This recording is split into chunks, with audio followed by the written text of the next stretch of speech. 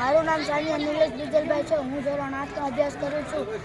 અમે શ્રી મોટા જેંજાવદર પ્રાથમિક શાળામાંથી આવી રહ્યા છીએ. મારું નામ મુંદવા મનોજ લાલાભાઈ છે. હું ધોરણ 8માં અભ્યાસ કરું છું. તેનો ઉપયોગ છે કે આપણે વધુ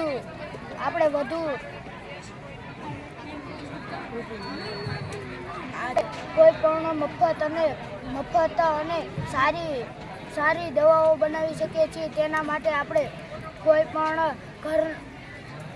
પણ ઘરમાં વપરાશ થતી વસ્તુઓ લેવી, જેવી કે આપણે ગાયનું છાણ, ગૌમૂત્ર, કોઈ પણ પાંદડા જેવા કે એરડાના પાંદડા, પછી લીમડાના પાંદડા, તેનો ઉપયોગ કરી શકીએ છીએ.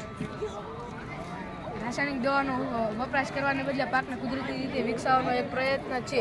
બધા જ પ્રકારના પાકનું ઉત્પાદન વધે છે અને પાક સંરક્ષણ દવા જાતે બનાવવા બીજામૃત, હિમાસ્ત્ર, બ્રહ્માસ્ત્ર, અગ્નિઅસ્ત્ર અને ફૂગનાશકમાં ગૌમૂત્રનો ઉપયોગ થાય છે.